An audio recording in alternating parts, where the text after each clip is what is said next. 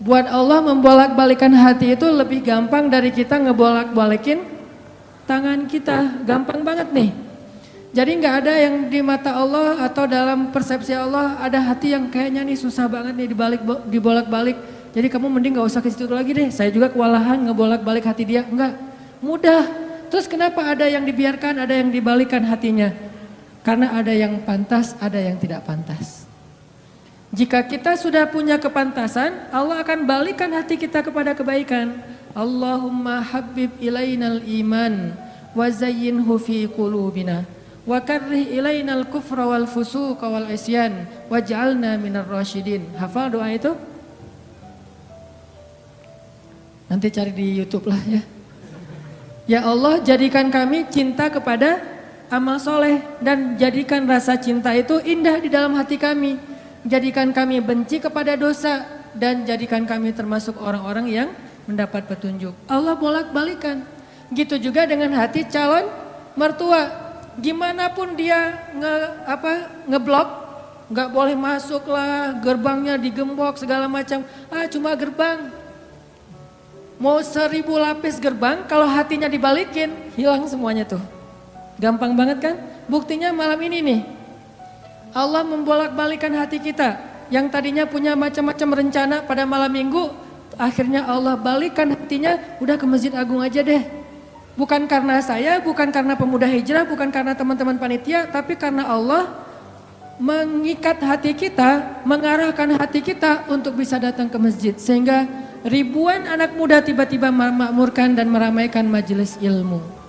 Kalau di ribuan orang aja bisa Allah bolak-balikan hatinya, apalagi cuma satu orang.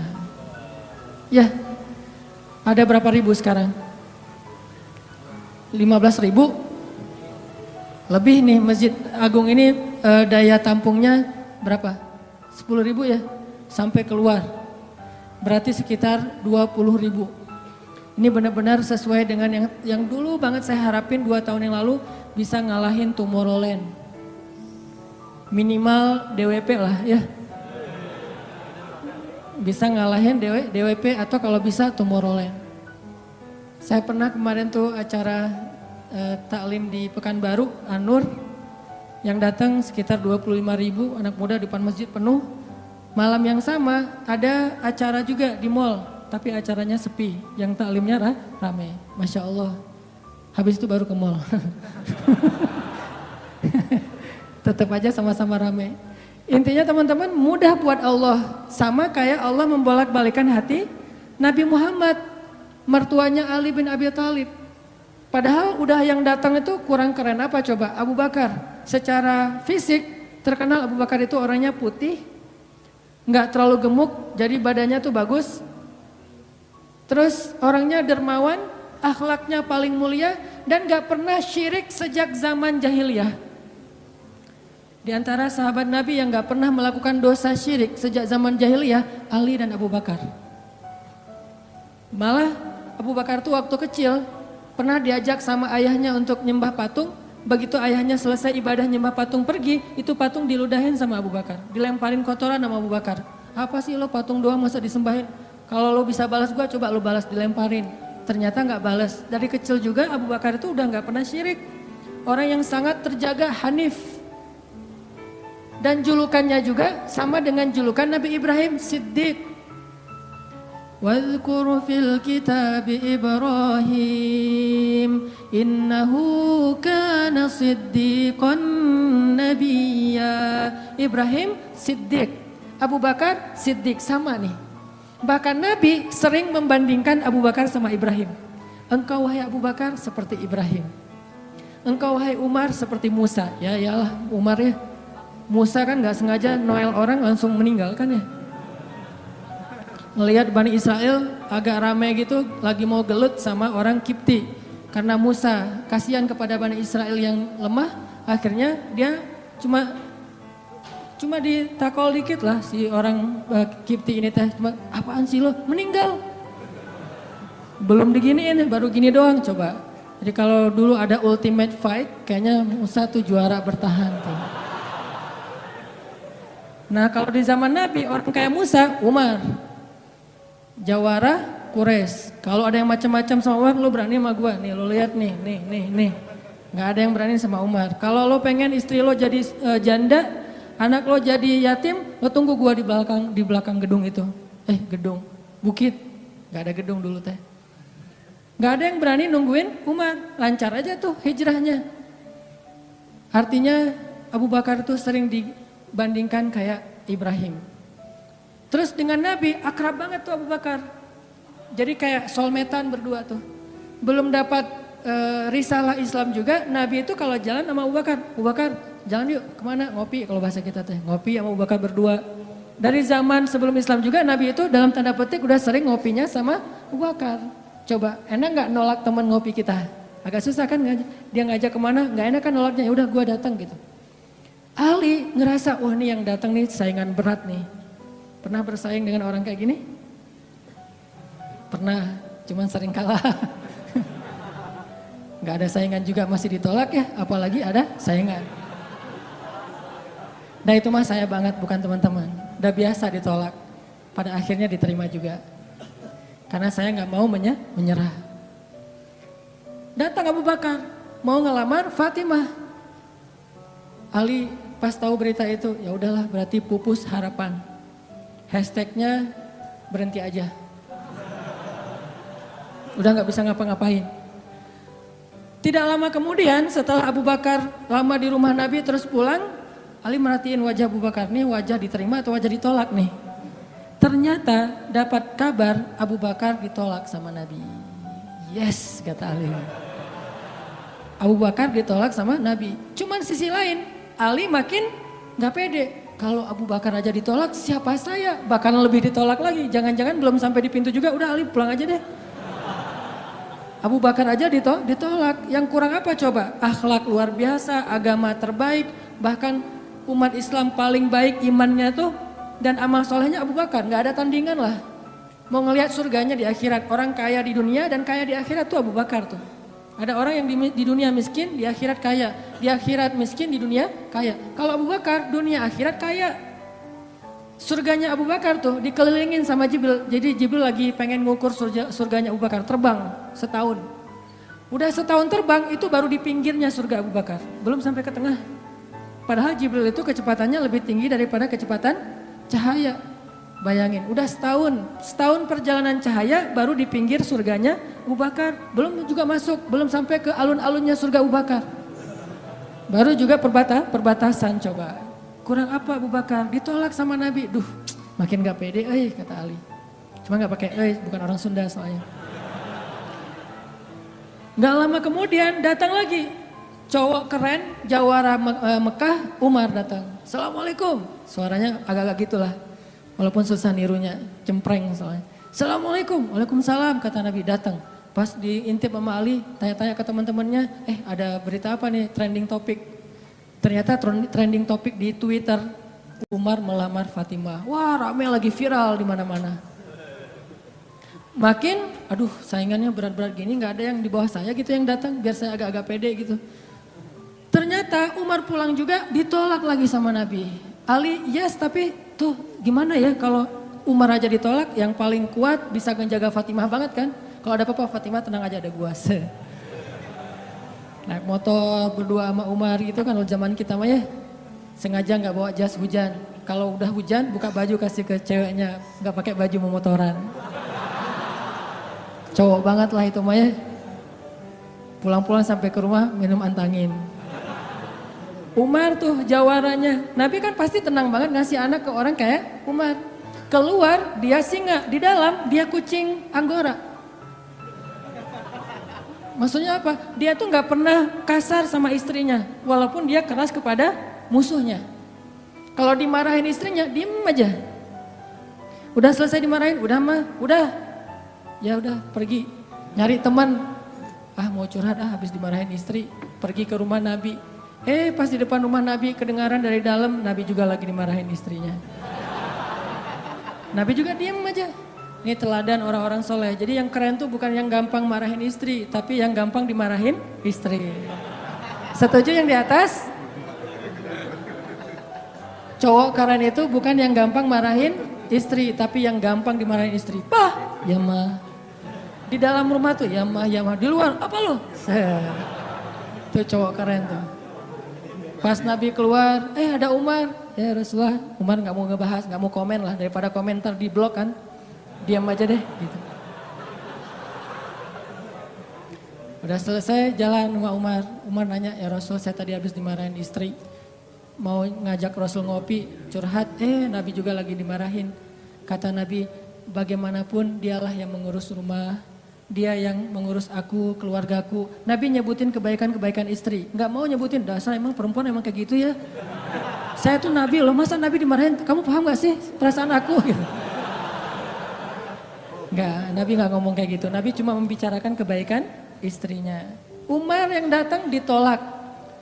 Akhirnya Ali udahlah, mau kayak gini mah kayaknya udah gak mungkin deh. Abu Bakar ditolak, Umar ditolak, berarti ada standar di atas mereka berdua. Yang kaya raya ditolak, yang paling eksis berpengaruh, jawara ditolak. Nah saya gak punya dua-duanya. Masih kecil soalnya, nanti kalau dia udah dewasa, Ali emang jawara juga tuh.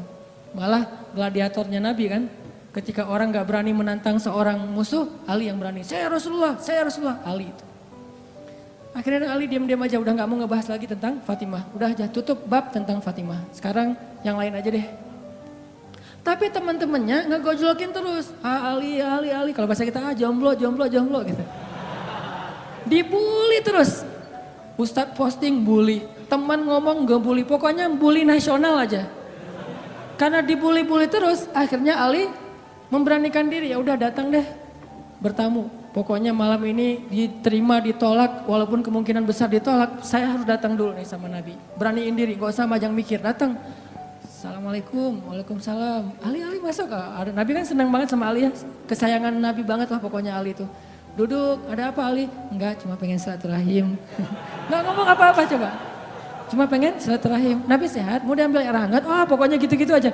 Ali ada apa? Enggak ada apa-apa ya Rasulullah. Cuma kangen aja pengen duduk sama Nabi. Kayak gitu aja terus. Lama-lama Nabi kan paham. Dan Allah yang kasih wahyu. Ali, kamu gimana sama Fatimah? Langsung Fatimah. Kebayang gak sih perasaan kita tuh sama orang yang kita kayak udah ngeklik banget, udah habis-habisan, pokoknya kalau gak dia saya mending gak usah nikah deh, gitu ya. Kalau gak dia mending saya jomblo aja seumur hidup. Kalau gak dia mending saya bunuh diri aja. Udah gitu bunuh dirinya gak mati lagi kesangkut di tiang listrik. Ali itu udah hatinya tuh udah kena banget sama Fatimah dan itu karena Allah yang mengikat hati mereka berdua. Pas Nabi bilang gitu, Ali langsung curhat. Ya Rasul, ya saya pengen, tapi saya gak punya apa-apa. Kata Rasul, kamu punya apa? Saya di rumah tuh cuma punya 3 barang. 1 pedang, 1 onta, 1 baju besi. Gak punya emas, gak punya apapun. Kata Nabi, kalau pedang kamu butuh untuk berperang. Onta kamu butuh untuk mengangkut air. Ya udah deh baju besi aja, bawa ke sini baju besinya untuk jadi mahar buat Fatimah. Beneran Rasul baju besi? Itu bajunya besi loh Rasulullah, bukan yang tangan kayak gitu apa cincin. Gak apa-apa kata Rasulullah. Keluar Ali, Allahu Akbar, Allahu Akbar. Orang-orang pada heboh, langsung muncul lagi trending topik hashtag Ali diterima. Coba, kata Nabi, wahai Ali, bergembiralah, berbahagialah. Sesungguhnya sebelum aku menerima kamu, Allah sudah menikahkan kamu dengan Fatimah di langit. Ini orang yang dibela sama Allah. Apa rahasianya? Oke, cerita kedua. Orang yang dibela sama Allah namanya Hafsah. Siapa Hafsah? Anaknya Umar. Hafsah itu artinya singa betina. Jadi bapaknya singa jantan, anaknya singa betina, sama-sama luar biasa nih. Hafsah istri Nabi, salah satu di antara istri Nabi yang solehah. Suatu hari nggak tahu gimana ceritanya, ada masalah antara Nabi dengan Hafsah. Ini nggak dibahas di dalam teks hadis apa masalahnya dan kita nggak usah kepo ya. Pokoknya ada masalah aja antara Nabi dengan Hafsah sehingga Nabi terpaksa menceraikan Hafsah. Diceraikan Hafsah secara baik-baik, lalu Hafsah disuruh diantar kembali ke rumah orang tuanya kepada Umar bin Khattab. Baru aja Nabi pulang, Allah mengutus Jibril. Jibril datangin Muhammad. Jibril turun mengatakan, ya Rasulullah, wahai Nabi Muhammad, rujuklah Hafsah. Sesungguhnya Hafsah adalah istrimu di dunia, dan istrimu di surga. Coba bayangin. Nabi nih yang menceraikan Hafsah, tapi Allah dan Jibril ngebelain Hafsah. Berarti Allah ngebelain banget nih cewek. Cewek gimana sih kok dibelain banget sama Allah, begitu suaminya emosi, tiba-tiba nggak sengaja ngomongin, ya udah kita jalan sendiri-sendiri aja. Allah yang ngasih pertolongan, Allah yang ngebelain si cewek ini. Sehingga Allah mengutus Jibril, langsung turun Jibril buru-buru kepada Nabi Muhammad sebelum masa iddah Hafsah selesai. Lalu Jibril mengatakan, rujuklah Hafsah, sesungguhnya dia istrimu di dunia dan istrimu di surga. Akhirnya Nabi pun merujuk Hafsah. Apakah Hafsah marah-marah kepada Nabi Muhammad? Enggak. Apakah Hafsah mengutus Umar? Kan ayah tuh jawara, udah datengin dong Rasulullah tuh, mencarain saya enak aja. Enggak mengandalkan makhluk sama sekali. Hafsah cuma gini, ya Allah, saya yang salah bukan Rasulullah. Tapi saya tidak bisa hidup tanpa Rasulullah, dia adalah cinta sejati saya. Allah langsung, ya benar Hafsah, udah gua turunin sih. Jibril turun. Jibril turun nih coba. Ya Rasulullah, rujuk Hafsah, dirujuk. Apa rahasia orang cewek sekeren Hafsah sampai dibelain dari langit ketika dia bercerai sama suaminya? Kisah yang ketiga, cewek juga dibelain sama Allah sampai turun ayat. Kalau tadi dua cerita tidak turun ayat, cuman ilham atau wahyu dalam bentuk isyarat. Kalau sekarang sampai turun ayat loh. Yang ada di dalam surat Curhat. Teman-teman tahu surat Curhat? Surat Al-Mujadalah. Kan terjemahan dari Mujadalah curhat kan ya? Jadi kalau kita pengen lihat curhat itu juga ada di dalam Al-Quran. Bahkan jadi nama surat Curhat. Al-Mujadalah atau Al-Mujadilah. Siapa yang dikisahkan di dalam surat itu? Coba teman-teman buka surat Al-Mujadalah, surat 58 ayat 1. Yang punya aplikasi Al-Quran di handphonenya, coba buka surat 58 ayat 1, Al-Mujadalah. Kita lihat nih, gimana Allah ngebelain seorang cewek yang disebut di dalam ayat itu. Saya bacain ya. A'udzu billahi minasy syaithanir rajim. Yuk, bareng-bareng.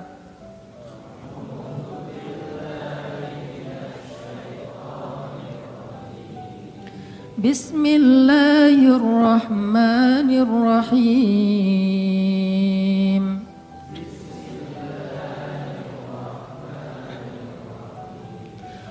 Qad sami'a Allahu qawla allati tujadiluka fi zawjiha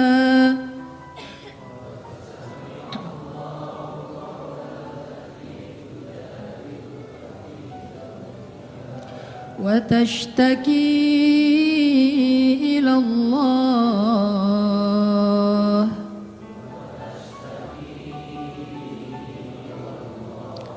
wallahu yasma'u tahawurakuma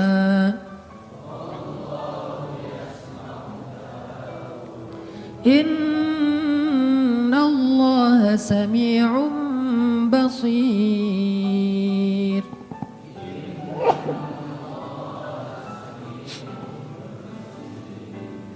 Sungguh Allah telah mendengar ucapan seorang perempuan yang meminta nasihatmu tentang suaminya. Dan dia curhat kepada Allah. Dan Allah mendengar percakapan kalian berdua. Sesungguhnya Allah maha mendengar, lagi maha melihat. Siapa cewek ini? Namanya Khawlah bintu Sa'labah. Namanya Khawlah. Catat tuh. Biar kita kalau ngegosip, gosipnya tentang sahabat. Siapa istri Nabi ini gosip ya? Tapi gosip yang benar. Siapa istri Nabi yang pintar masak? Jarang dengar kan? Istri Nabi yang pintar masak namanya Zainab. Ummu Salamah. Istri Nabi yang pintar masak namanya Ummu Salamah. Kalau di zaman kita mah jadi Ummu Salamah Cake, punya brand. Pokoknya kalau Ummu Salamah udah masak, Nabi tuh senang banget. Masakan kesukaan Nabi tuh dimasakin sama Ummu Salamah. Nah sekarang kita ngebahas cewek lain nih yang dibela sama Allah pas dia lagi ada masalah dengan suaminya, namanya Khawlah bintu Sa'labah. Apa yang terjadi? Khawlah tuh diuji dengan punya suami pemarah. Orangnya tuh gampang bete, gampang marah-marah. Pokoknya kalau udah jalan sama suaminya, di jalan dia marah-marah aja. Sama supir angkot marah, sama motor marah, marah aja kerjaannya. Dasarnya orang gak bisa nyetir, dasarnya angkot, dasar. Kerjaannya marah-marah. Dan kalau istrinya salah dikit, dimarahin sama suaminya. Sampai suatu saat, saking suaminya ini udah marah dan emosi banget, suaminya pun menzihar khaulah. Apa menzihar? Menzihar itu menyebutkan istri seolah-olah jadi ibu sehingga dia menjadi haram buat suaminya, kayak ditalak 3 gitu. Kamu buat saya seperti ibu saya, berarti udah nggak bisa lagi jadi suami istri, udah jadi kayak ayah, ibu dan anak. Itu tradisi Arab jahiliyah. Nah gara-gara dia dizihar sama suaminya, dia kan bingung. Terus kalau saya udah digituin, apakah saya masih boleh serumah sama suami saya? Masih boleh tidur bareng dengan suami saya? Kan bingung nih. Minta nasihat dan fatwa kepada kiainya. Waktu itu adalah Rasulullah SAW.